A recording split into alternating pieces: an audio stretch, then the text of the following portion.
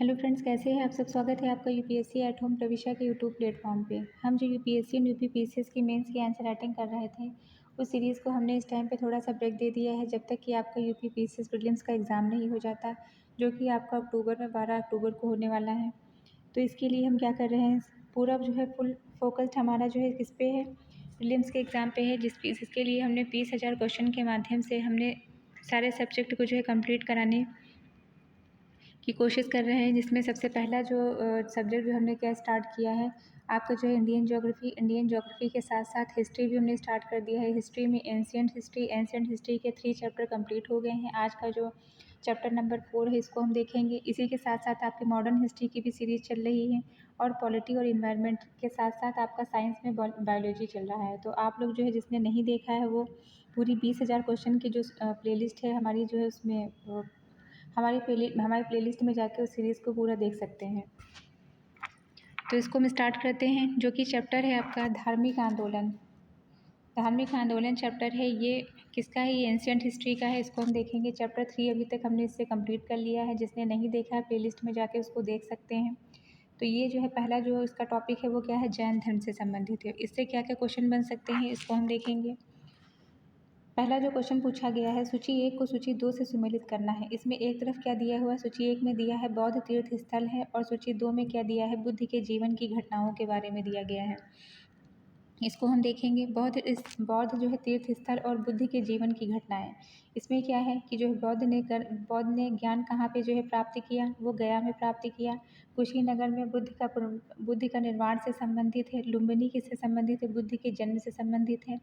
सारनाथ में बुद्ध ने प्रथम उपदेश दिया। अब आप इसमें क्या याद कर सकते हैं, ये सारे फैक्ट आपके लिए वन लाइनर में भी जो है डायरेक्ट पूछे जा सकते हैं कि बुद्ध ने अपना प्रथम उपदेश कहाँ पे दिया था। तो बुद्ध ने अपना प्रथम उपदेश दिया था सारनाथ में। दूसरा क्वेश्चन कि बुद्ध का जन्म कहाँ पे हुआ, तो बुद्ध का जन्म लुम्बिनी में हुआ है। इनका निर्माण कहाँ पे हुआ, तो ये हुआ है कुशीनगर में। और इन्होंने जो है ज्ञान प्राप्ति कहाँ पे हुई है, तो ये हुई है गया में।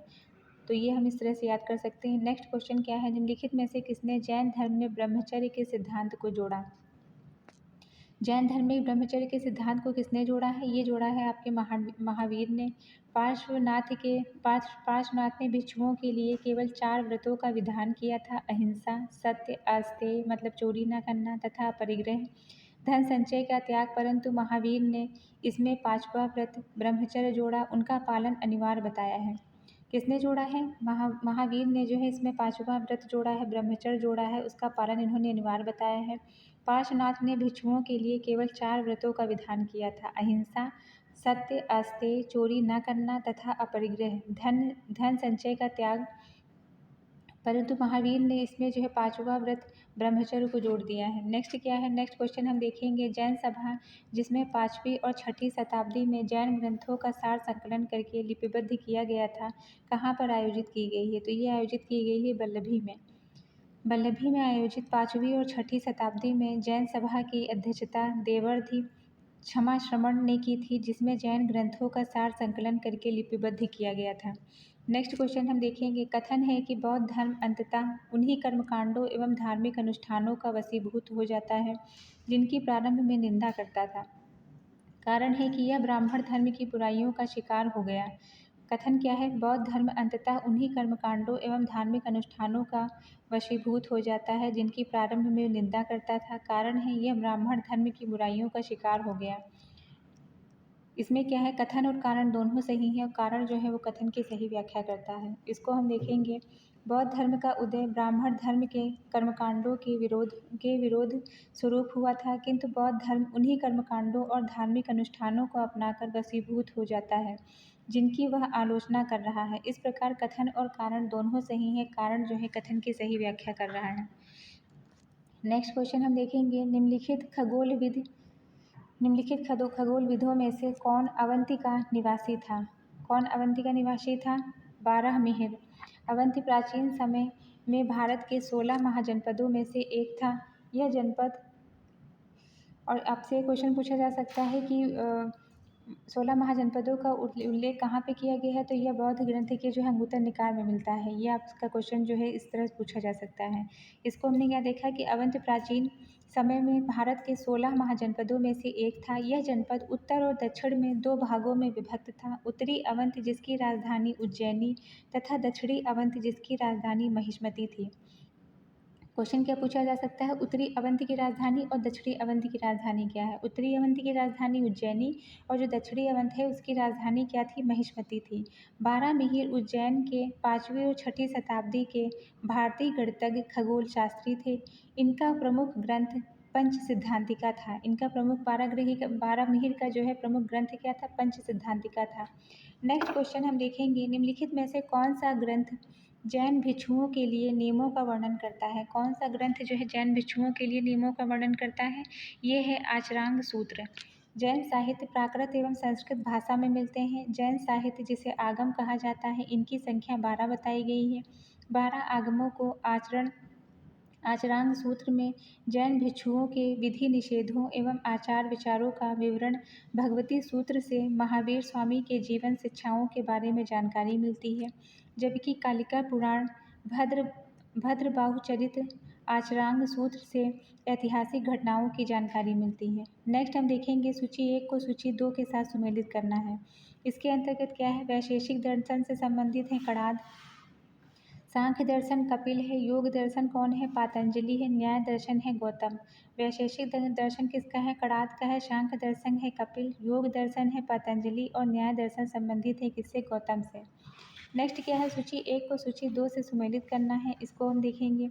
स्थल है, उससे संबंधित तीर्थकर है। श्रावस्ती से संबंधित तीर्थकर कौन है, शंभुनाथ का संबंध किससे है, श्रावस्ती से है। और सुविधानाथ का संबंध किससे है, काकंदी से। ऋषभनाथ का संबंध अयोध्या से है और पद्म प्रभु का संबंध पभोसा से है। पद्मनाथ का संबंध किससे है, कौशाम्बी से है और पार्श्वनाथ का संबंध किससे है, काशी से है। एक बार फिर से देखेंगे, शंभुनाथ का संबंध श्रावस्ती से है, सुविधानाथ का संबंध काकंदी से है और ऋषभनाथ का संबंध अयोध्या से है। पद्म प्रभु का संबंध पभोसा से है और पद्मनाथ का संबंध किससे है, कौशाम्बी से है। पार्श्वनाथ का संबंध किससे है, काशी से है। नेक्स्ट हम देखेंगे सूची 1 को सूची 2 से सुमेलित करना है। जैन तीर्थकर और उनकी पहचान, शांतिनाथ जो है किससे, इनकी पहचान किससे की जाती है, मृग से की जाती है। मल्लिनाथ की जो है पहचान की जाती है जल कलश से और पार्श्वनाथ की पहचान की जाती है सर्प से। पार्श्व की पहचान किससे की जाती है, सर्प से की जाती है। महावीर की पहचान की जाती है सिंह से, आदिनाथ की पहचान वृषभ से, शंभुनाथ की पहचान अश्व से। एक बार फिर से देखेंगे, मृग के रूप में जो है पहचाने जाते हैं कौन, शांतिनाथ जो है मृग के रूप में पहचाने जाते हैं। जल कलश से जो है जल कलश से पहचान की जाती है मल्लिनाथ की और सर्प से पार्श्वनाथ की पहचान की जाती है। सिंह की पहचान जो है किससे, महावीर से और वृषभ की पहचान किससे की जाती है, आदिनाथ से। अश्व की पहचान की जाती है शंभुनाथ से। नेक्स्ट हम देखेंगे, निम्नलिखित तीर्थकरों पर विचार कीजिए तथा उनको सही कालानुक्रम के अनुसार व्यवस्थित कीजिए। इसके अंतर्गत क्या है, इसको एक एक करके देखेंगे। पहला क्या है, अभिनंदन, फिर क्या है, विमलनाथ, मुनि सब्रत नाथ और पद्म प्रभु। इसके अंतर्गत पहले कौन है, अभिनंदन है, फिर है पद्म प्रभु, फिर कौन है, विमलनाथ, मुनि सब्रत नाथ। नेक्स्ट क्या देखेंगे, निम्नलिखित में से कौन सा युग में सुमेलित नहीं है। इसके अंतर्गत क्या है, तीर्थकर और उनका निर्माण स्थल। ऋषभनाथ का जो निर्माण स्थल क्या है, अष्टापद है। बासुपूज्य का निर्माण स्थल क्या है, पंचापुरी है और नेमिनाथ का निर्माण स्थल है उज्जयंत। नेक्स्ट क्या है, महावीर का निर्माण स्थल क्या है, पावापुरी है। ऋषभनाथ का निर्माण स्थल अष्टापद है और बासुपूज्य का निर्माण स्थल है पंचापुरी। नेमिनाथ का क्या है, उज्जयंत है और महावीर का क्या है, पावापुरी है। नेक्स्ट क्वेश्चन हम देखेंगे, भारत में आस्तिक और नास्तिक संप्रदायों में कौन सा विभेदक लक्षण है। आस्तिक और नास्तिक संप्रदायों में विभेदक लक्षण कौन सा है, वेदों की प्रामाणिकता में आस्था।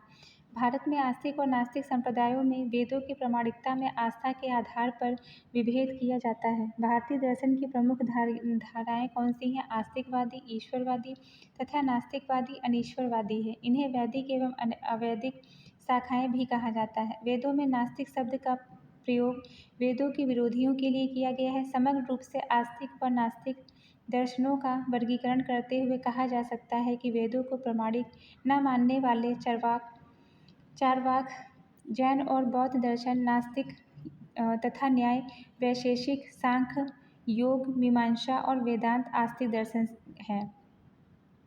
नेक्स्ट क्वेश्चन क्या है, पाली आगम के अनुसार निम्नलिखित में से किसका यह मत है कि मृत्यु के पश्चात सब कुछ नष्ट हो जाता है, अतएव कर्म का कुछ भी फल नहीं हो सकता है। ये कहा है अजित केशक केशकमबलिन ने।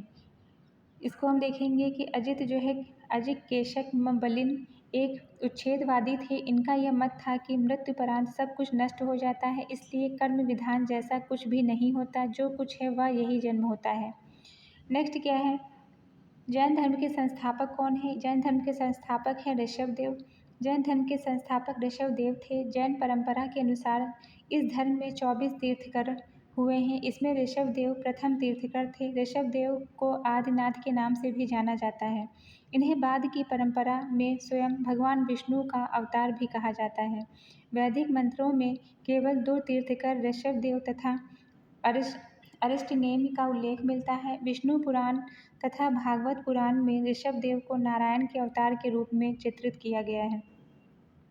24वें तीर्थंकर एवं जैन धर्म के वास्तविक संस्थापक महावीर स्वामी माने जाते हैं। नाथ मुनि जैन तीर्थंकर नहीं थे।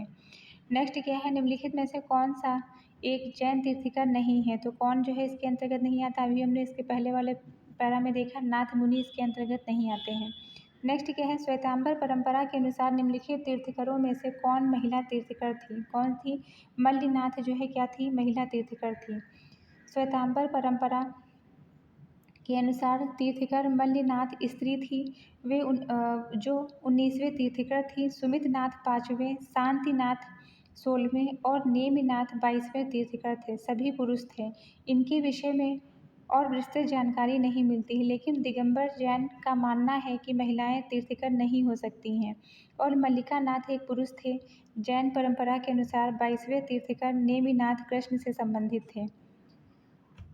आपसे पूछा जा सकता है कि नेमिनाथ जो कृष्ण से संबंधित जो तीर्थंकर थे उनका क्या नाम था? तो वो नेमिनाथ थे। ये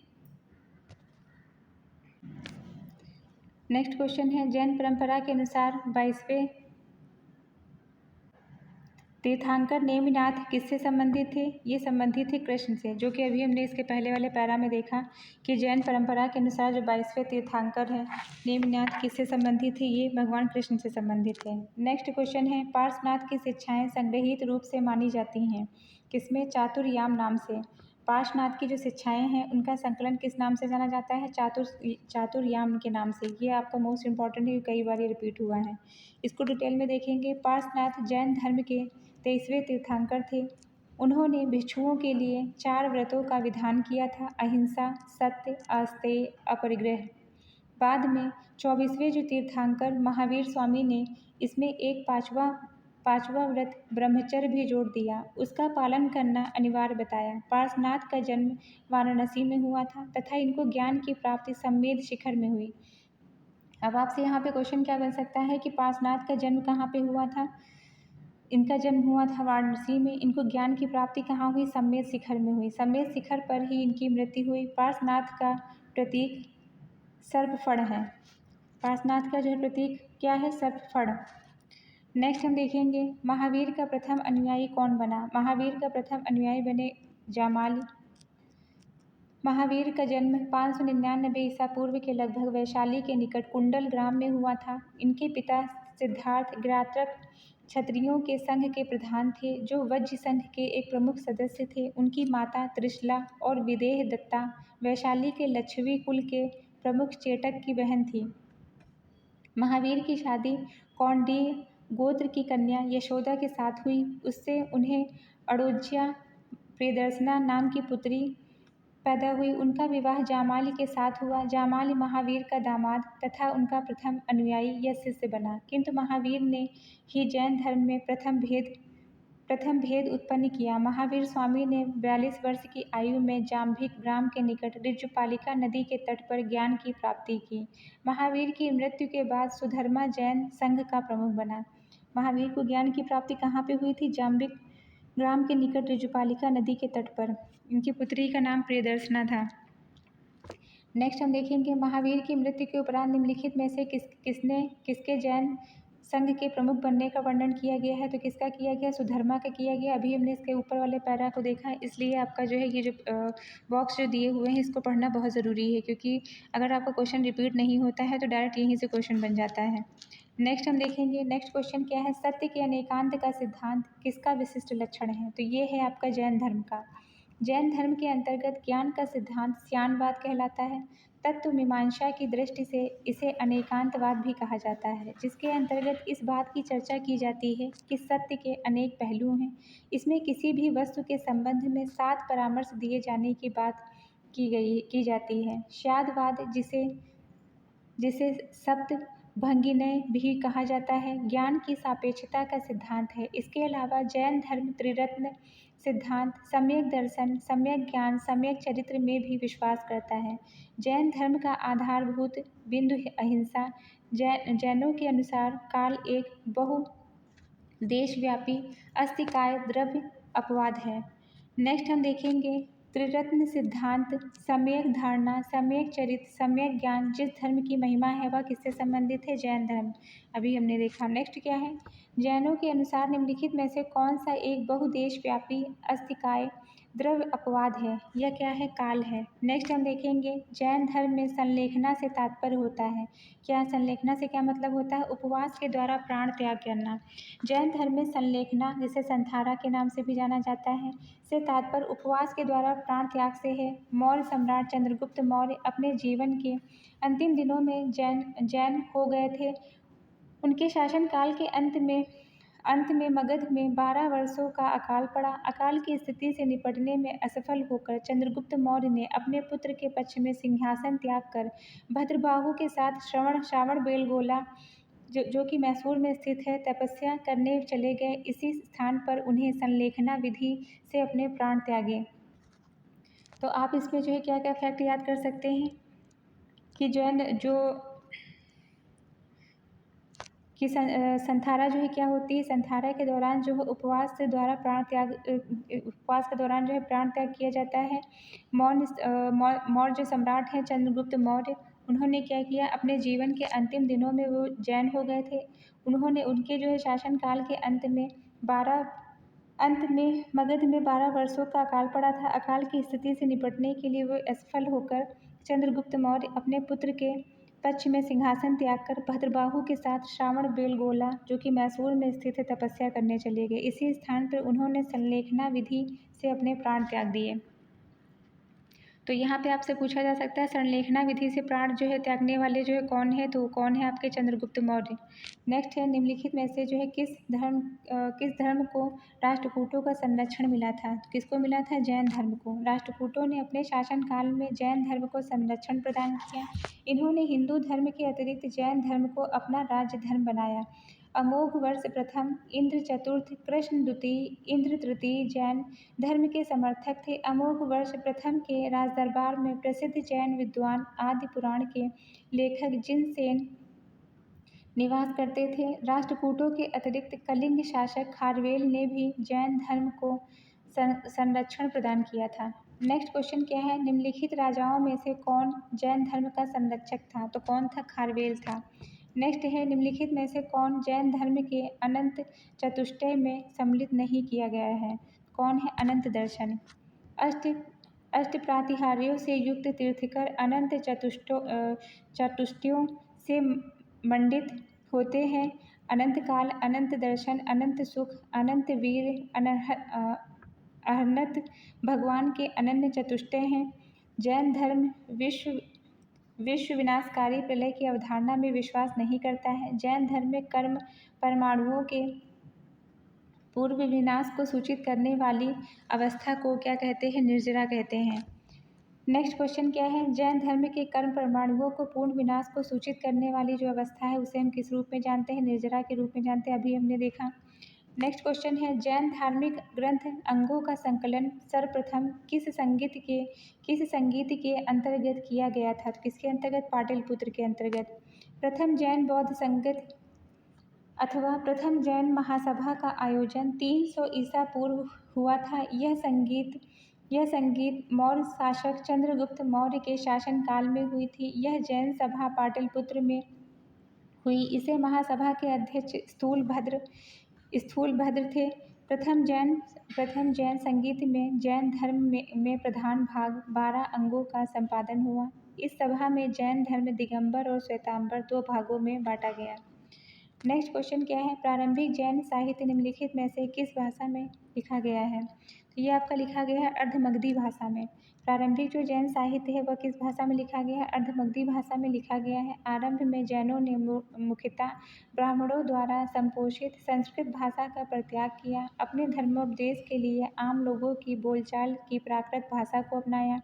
उनके धार्मिक ग्रंथ अर्धमगधी भाषा में लिखे गए। ये ग्रंथ ईसा की 6वीं शताब्दी में गुजरात में वल्लभी नामक स्थान पे, जो एक महान विद्या केंद्र था, अंतिम रूप से संकलित किए गए। प्रारंभिक जैन धर्म का इतिहास कल्पसूत्र में मिलता है। आपसे पूछा जा सकता है कि प्रारंभिक जैन धर्म का इतिहास कहाँ मिलता है, तो ये आपका कल्पसूत्र में मिलता है। नेक्स्ट है कूर्चक एक संप्रदाय था। यह कौन सा संप्रदाय था? यह जैन धर्म संप्रदाय से संबंधित था। दिगंबर और श्वेतांबर संप्रदाय जैन धर्म के 2 मुख्य संप्रदाय थे। इसके अलावा 148 ईस्वी में एक श्वेतांबर मुनि श्री कलश द्वारा यापनीय संप्रदाय की स्थापना की गई। कदम्ब शासकों के अभिलेखों में श्वेतांबर, दिगंबर और यापनीय संप्रदायों अलावा कूर्चक और श्वेतपट जैन संप्रदायों का भी उल्लेख प्राप्त होता है। नेक्स्ट क्वेश्चन क्या है, यापनी संघ किससे संबंधित था? तो ये आपका जो है जैन संप्रदाय से संबंधित था। श्रावणबेलगोला स्थित है। ये कहाँ पे स्थित है? श्रावणबेलगोला जो है स्थित है कर्नाटक में। श्रावणबेलगोला कर्नाटक के जो है मैसूर में स्थित है। श्रावणबेलगोला कर्नाटक में स्थित है। यह जैनियों का प्रसिद्ध केंद्र है। यहाँ पे चंद्रगुप्त मौर्य ने आचार्य भद्रबाहु के साथ तपस्या की और अंत में जैन पद्धति संलेखना के द्वारा अपने प्राणों का त्याग दिया। अब आपसे पूछा जा सकता है कि चंद्रगुप्त मौर्य ने कौन सी पद्धति के द्वारा अपने प्राणों का त्याग दिया? तो कौन सी पद्धति? जैन पद्धति संलेखना के द्वारा। प्रभासगिरी उत्तर प्रदेश के कौशाम्बी में स्थित जैन तीर्थ स्थल है। एक क्वेश्चन इससे ये बन सकता है कि चंद्रगुप्त मौर्य किसके साथ में तपस्या करने गए थे? तो कौन थे? जैन आचार्य भद्रबाहु के साथ में। नेक्स्ट क्वेश्चन क्या है, प्रभासगिरी जिनका तीर्थस्थल है वो क्या है? वो संबंधित है किससे? जैन धर्म से। अभी हमने देखा।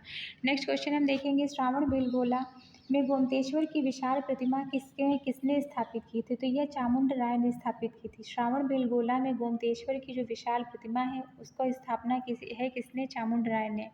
गंग राजा राजमल्ल चतुर्थ के मंत्री चामुंड राय ने मैसूर स्थित श्रावणबेलगोला में प्रथम तीर्थंकर के पुत्र गोमतेश्वर की विशाल प्रतिमा की स्थापना करवाई। यह मूर्ति 17 मीटर ऊंची है। चामुंड राय ने गोमतेश्वर की प्रतिमा की स्थापना 6वीं सदी के विभव वर्ष में चैत्र शुक्ल पंचमी 13 मार्च 981 ईस्वी को की थी। यह मूर्ति कायोत्सर्ग मुद्रा में खड़ी हुई है। यह चट्टान को काटकर विंध्यागिरी पर्वत पर बनाई गई सबसे विशाल मूर्ति है। तो आपसे पूछा जा सकता है कि गोमतेश्वर की मूर्ति जो है कहाँ पर बनाई गई है? यह चट्टान को काटकर विंध्यगिरी पर्वत पर बनाई गई विशाल मूर्ति है। तो ये हमने जो है चैप्टर कंप्लीट किया, जो कि आपका बौद्ध धर्म से संबंधित है, जैन धर्म से संबंधित है। नेक्स्ट हम क्या करेंगे? बौद्ध धर्म के बारे में देखेंगे। इसके अंतर्गत बौद्ध धर्म से संबंधित जो पहला क्वेश्चन है वो क्या है, बौद्ध साहित्य में थेरी गाथा निम्नलिखित में से किस निकाय से संबंधित है? तो थेरी गाथा का संबंध किससे है? यह खुदक निकाय से संबंधित है। बौद्ध साहित्य में थेरी गाथा खुदक निकाय से संबंधित स्थविर भिक्षुओं के गीतों का संग्रह है। खुदक निकाय 15 लघु ग्रंथों का संग्रह है, जिसमें मुख्यतः खुदक पाठ, धम्म पद, उदान, इतवृत्तक और सुत्त निपात, विमान वत्सु या पेत वत्सु, थेर गाथा, थेरी गाथा, बुद्ध वंश जातक, निदेश और पति समुद्र मग्न, अपादान तथा चर्या पिटक सम्मिलित हैं। नेक्स्ट क्वेश्चन क्या है? नेक्स्ट क्वेश्चन है सूची 1 को सूची 2 के साथ सम्मिलित करना है। इसको हम देखेंगे। इसमें क्या है, जो प्रथम है, प्रथम चिन्ह जो है किससे संबंधित है? जो बुद्ध के जो है जन्म से संबंधित जो है कौन सा चिन्ह है? जन्म से संबंधित है कमल। दूसरा क्या है, प्रथम प्रवचन से संबंधित कौन सा है? प्रवचन से संबंधित है घोड़ा। और महाबोधि से संबंधित बोधि वृक्ष है। त्याग से संबंधित क्या है? बुद्ध के जन्म से क्या संबंधित है? बुद्ध के जन्म से संबंधित है कमल। बुद्ध के जन्म से संबंधित है कमल। दूसरा क्या है? प्रथम प्रवचन। ये इसके अंतर्गत जो है क्या है, ये किससे संबंधित है? ये धर्म चक्र प्रवर्तन से संबंधित है। दूसरा क्या? थर्ड पॉइंट जो है महाबोधि किससे संबंधित है? बोधि वृक्ष से संबंधित है। त्याग किससे संबंधित है? घोड़े से संबंधित है। महात्मा बुद्ध के जीवन 5 घटनाएं। महात्मा बुद्ध के जो है जीवन की 5 घटनाएं बौद्ध धर्म की प्रतीक चिन्ह मानी जाती हैं। जन्म का संबंध कमल व सांड से है। गृह त्याग का संबंध घोड़ा अश्व से है। महाबोधि का संबंध बोधि वृक्ष से है। और प्रथम उपदेश का संबंध धर्म चक्र प्रवर्तन से है। मतलब बुद्ध के द्वारा दिया गया प्रथम उपदेश को किस रूप में हम जानते हैं? धर्म चक्र प्रवर्तन के रूप में जानते हैं। महानिर्माण को किसके रूप में जानते हैं?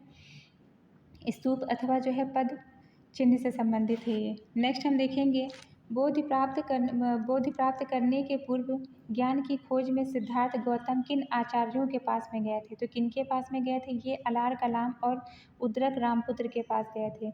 बोधि प्राप्त करने से पूर्व ज्ञान की खोज में सिद्धार्थ गौतम किन आचार्य के पास गए थे? ये गए थे अलार कलाम और उद्रक रामपुत्र के पास में। गृह त्याग के पश्चात बुद्ध ज्ञान की खोज में एक स्थान से दूसरे स्थान पर भ्रमण करते हुए सर्वप्रथम वैशाली के समीप अलार कलाम नामक सन्यासी के आश्रम में गए। यहाँ उन्होंने तपस्या की किंतु उन्हें शांति नहीं मिली। यहाँ से वे उद्रक रामपुर नामक एक दूसरे धर्माचार्य के समीप पहुँचे जो राजगृह के समीप आश्रम में निवास करता था। यहाँ भी उनके अशांत मन को शांति नहीं मिल सकी। खिन्न होकर उन्होंने उनका भी साथ छोड़ दिया और उरुवेला बोधगया नामक स्थान पर अकेले ही तपस्या का निश्चय लिया। यही उन्हें ज्ञान प्राप्त हुआ। नेक्स्ट क्वेश्चन हम देखेंगे बौद्ध धर्म के विस्तार के कारणों में सम्मिलित थे। इसके अंतर्गत क्या आता है? धर्म की सादगी। दूसरा क्या है? दलितों के लिए विशेष अपील। तीसरा है धर्म की मिशनरी भावना। फोर्थ क्या है? स्थानीय भाषा का प्रयोग। दार्शनिक द्वारा वैदिक भावना की सुदृढ़ता इसके अंतर्गत शामिल नहीं है। नास्तिक संप्रदाय के आचार्यों में महात्मा बुद्ध का नाम सर्वप्रमुख है। उन्होंने जिस धर्म का प्रवर्तन किया वह कालांतर में अंतर्राष्ट्रीय धर्म बना। बौद्ध धर्म के विस्तार के कारणों में निम्न को सम्मिलित किया गया है। धर्म की सादगी, दलितों के लिए विशेष अपील, धर्म की मिशनरी भावना, स्थानीय भाषा का प्रयोग। नेक्स्ट क्वेश्चन हम देखेंगे भगवान बुद्ध ने निम्नलिखित 4 आर्य सत्यों का प्रतिपादन किया है। नीचे दिए गए कूट के अनुसार सही क्रम लिखिए। इसके अंतर्गत क्या है? दुख है, दुख का कारण है, दुख का निरोध है और दुख निरोध का मार्ग है। ये जो है 4 सत्य बताए गए हैं। गौतम बुद्ध के उपदेशों में सबसे प्रमुख 4 आर्य सत्य जिनमें पूरे बौद्ध धर्म का सार निहित है। दुख संसार से सर्वत्र दुख ही दुख है। दुख समुदय, दुख उत्पन्न होने के अनेक कारण हैं जिनसे मूल में तृष्णा है। दुख निरोध, दुख का निवारण संभव है, इसके लिए तृष्णा का उन्मूलन आवश्यक है। दुख निरोध गामिनी प्रतिपदा, दुख के मूल अविद्या के विनाश के उपाय। अष्टांगिक मार्ग। अष्टांगिक मार्ग के अंतर्गत क्या क्या शामिल होता है? सम्यक दृष्टि, सम्यक संकल्प, सम्यक वाणी, सम्यक कर्म, सम्यक आजीव, सम्यक व्यायाम और सम्यक स्मृति, सम्यक समाधि। ये जो गौतम बुद्ध के जो अष्टांगिक मार्ग के सिद्धांत है, ये जो हमारी जो मेंस की जो सीरीज़ चल रही है उसमें हमने पूरा डिटेल में कवर कराया है। जिस किसी ने नहीं देखा है उसको जाके आप वहाँ पे देख सकते हैं। नेक्स्ट क्वेश्चन क्या है? अब आपसे ये पूछा जा सकता है कि ये आप पूरा याद कर लीजिए कि जो इनके अष्टांगिक मार्ग हैं, क्योंकि इसमें एक को जो है हटा देंगे, उसमें पूछेंगे कौन सा इसके अंतर्गत जो है शामिल नहीं, या कौन कौन से बुद्ध के अष्टांगिक मार्ग के अंतर्गत आते हैं। तो आपको 8 को जो है याद करने हैं। क्या है? सम्यक दृष्टि है, सम्यक संकल्प है, सम्यक वाणी, सम्यक कर्म, सम्यक आजीव, सम्यक व्यायाम, सम्यक स्मृति, सम्यक समाधि। नेक्स्ट क्वेश्चन क्या है? गौतम बुद्ध के बारे में निम्न में से क्या सत्य है? इसके संदर्भ में देखेंगे वे कर्म में विश्वास करते थे, आत्मा का शरीर में परिवर्तन मानते थे, निर्वाण प्राप्ति में विश्वास करते थे। पहला क्या है? वे कर्म में विश्वास करते थे, आत्मा का शरीर में परिवर्तन मानते थे, निर्वाण प्राप्ति में विश्वास करते थे। महात्मा बुद्ध कर्म में विश्वास करते थे, वे आत्मा में विश्वास न करते हुए भी पुनर्जन्म में विश्वास करते थे। निर्वाण प्राप्ति तो बुद्ध धर्म का अंतिम परम लक्ष्य है। नेक्स्ट हम क्वेश्चन देखेंगे, बौद्ध धर्म के विषय में कौन सा कथन सही है। इसके अंतर्गत क्या है, उसने वर्ण और जाति को अस्वीकार नहीं किया, उसने ब्राह्मण वर्ग की सर्वोच्च सामाजिक कोटि को चुनौती दी, उसने कुछ शिल्पों को निम्न माना। गौतम बुद्ध ने मध्यम वर्ग का उपदेश दिया है, वे मोक्ष के लिए कठोर साधना या काया कलेश में विश्वास नहीं करते थे। बौद्ध धर्म आत्मा के अस्तित्व में विश्वास नहीं करता है। बौद्ध धर्म के अनुसार निर्वाण इस जीवन में भी प्राप्त हो सकता है। गौतम बुद्ध ने जाति पात जैसी सामाजिक कुरीतियों का प्रबल विरोध किया और ब्राह्मणों की सर्वोच्चता को मानने से इनकार किया। नेक्स्ट हम देखेंगे, नेक्स्ट क्वेश्चन क्या है, बुद्ध दर्शन के अनुसार विचार कीजिए। कथन है कि पुनर्जन्म नहीं होता है, कारण है कि आत्मा की सत्ता नहीं है। इसके अंतर्गत जो है क्या जो कथन है वो गलत है। बुद्ध जन्म विश्वास करते थे कि पुनर्जन्म होता है।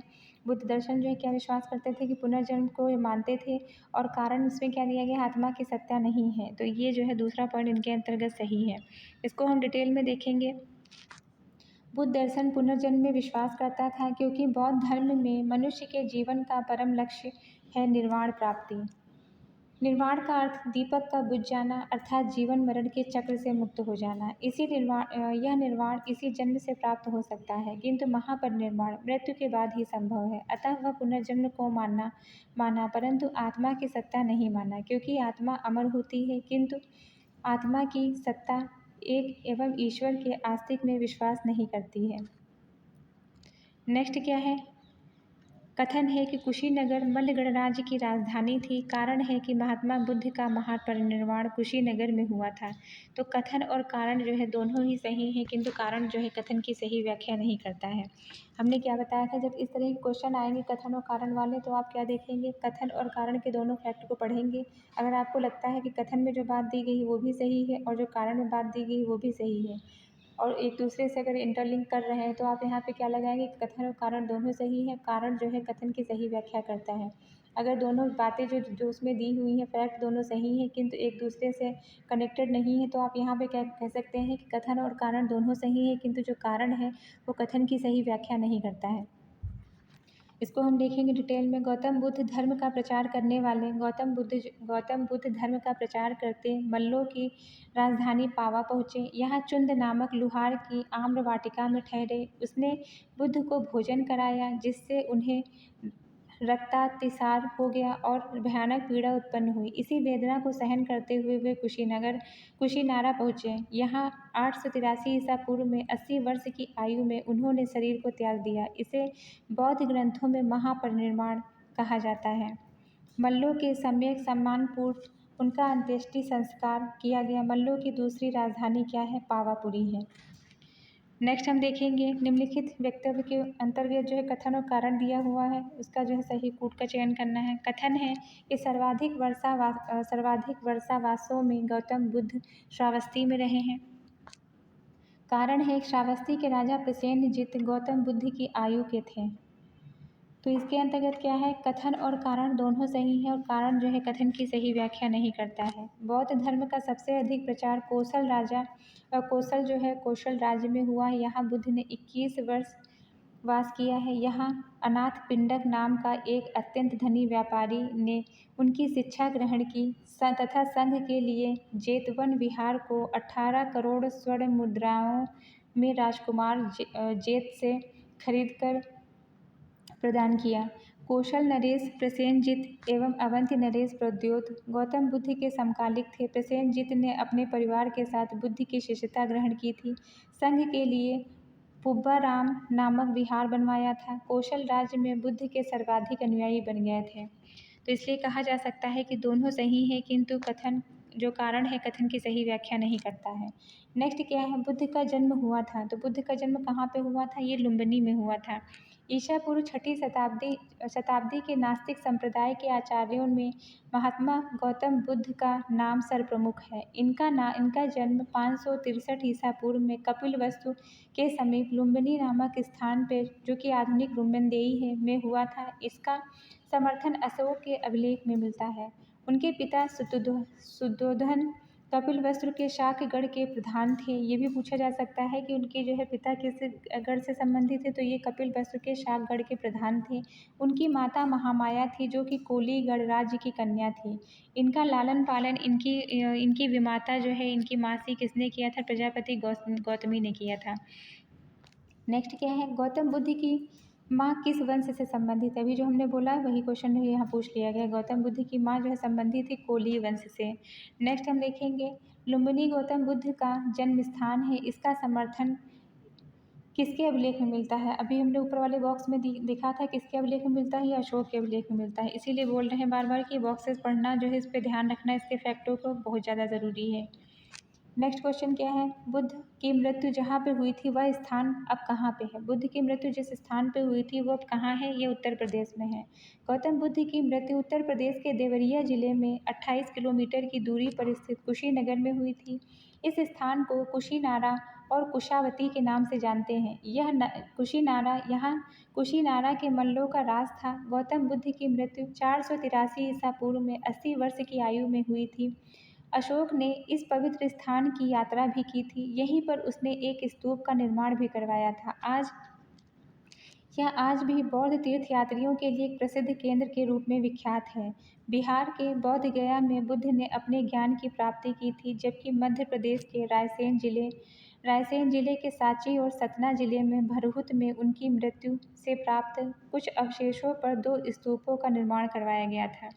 नेक्स्ट क्या है, महात्मा बुद्ध का महापरिनिर्वाण किसके गणतंत्र में हुआ था। तो ये किसके गणतंत्र में हुआ था, मल्लों के। नेक्स्ट क्वेश्चन हम देखेंगे, बुद्ध के महापरिनिर्वाण की तिथि लगभग थी, कितनी थी, 483 ईसा पूर्व। नेक्स्ट क्वेश्चन क्या है, सारनाथ में अपना प्रथम प्रवचन किसने दिया था। तो ये दिया था महात्मा बुद्ध ने। बौद्ध धर्म के संस्थापक महात्मा बुद्ध का जन्म लुम्बिनी में हुआ था। पालन पोषण उनकी मौसी प्रजापति गौतमी ने किया था। इनके बचपन का नाम सिद्धार्थ था।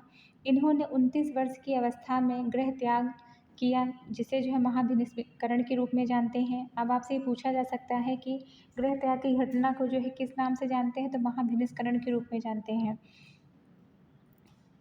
वैशाख पूर्णिमा के दिन इन्हें ज्ञान प्राप्त हुआ था। बुद्ध ने अपना पहला उपदेश सारनाथ के ऋषि पत्तनम में दिया था। इसे धर्मचक्र प्रवर्तन कहा जाता है। बुद्ध के पहले उपदेश को किस रूप में जानते हैं, धर्मचक्र प्रवर्तन के रूप में जानते हैं। भारतीय कला में बुद्ध के प्रथम उपदेश को मृग सहित चक्र के द्वारा चित्रण किया है। बुद्ध के उपदेश मुख्यतः आचरण की शुद्धता व पवित्रता से संबंधित है। नेक्स्ट क्वेश्चन हम देखेंगे, बुद्ध के जीवन की किस घटना को महाविनिष्करण के रूप में जाना जाता है। तो क्या है, उनका गृह त्याग को किस रूप में जानते हैं, महाविनिष्करण के रूप में जानते हैं। नेक्स्ट क्वेश्चन है, बुद्ध के उपदेश किससे संबंधित है। तो यह आचरण की शुद्धता और पवित्रता से संबंधित है। नेक्स्ट क्वेश्चन क्या है, भारतीय कला में बुद्ध के जीवन की किस घटना का चित्रण मृग सहित चक्र के रूप में किया गया है। किसका, प्रथम उपदेश का भी हमने इसके पहले वाले पैरम देखा था। नेक्स्ट हम देखेंगे, बुद्ध ने अपना अंतिम उपदेश निम्नलिखित में से किस शिष्य को दिया था। तो ये दिया था आनंद को। 80 वर्ष की जर्जरित अवस्था में हिरण्यवती नदी पार करके बुद्ध कुशीनारा पहुँचे, जहाँ अस्वस्थता की स्थिति में उन्होंने आनंद से कहा, आओ मेरे लिए उत्तर की ओर सिर करके मंच तैयार करो, मैं क्लांत हूँ, लेटूंगा।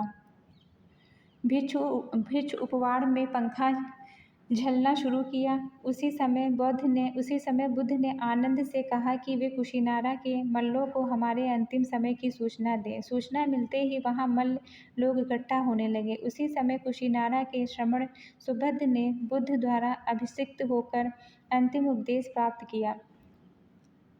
महात्मा बुद्ध ने सर्वाधिक उपदेश कहाँ पे दिए हैं, श्रावस्ती में दिए हैं। तो आपसे पूछा जा सकता है कि महात्मा बुद्ध ने सबसे ज़्यादा जो उपदेश दिए हैं कहाँ दिए हैं, श्रावस्ती में दिए। उपदेशों की संख्या कितनी है, 21। नेक्स्ट क्वेश्चन हम देखेंगे, बौद्ध गया में महाबुद्ध ने 2 बंजारों को उपदेश देकर अपना उपासक बना लिया। निम्नलिखित में से वो 2 बंजारे कौन थे, वो थे तपस्सु और शूलक।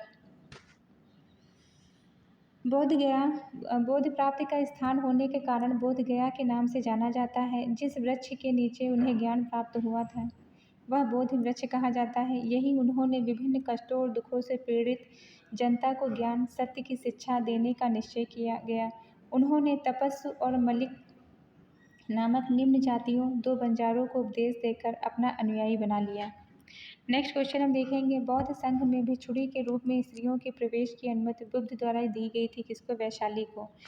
गौतम बुद्ध ने अपने प्रिय शिष्य आनंद के कहने पर वैशाली में स्त्रियों को बौद्ध संघ में भिक्षुणी के रूप में प्रवेश की अनुमति प्रदान की। बौद्ध संघ में सर्वप्रथम शामिल होने वाली जो स्त्री थी वह कौन थी? प्रजापति गौतमी थी, जो कि इनकी मौसी थी।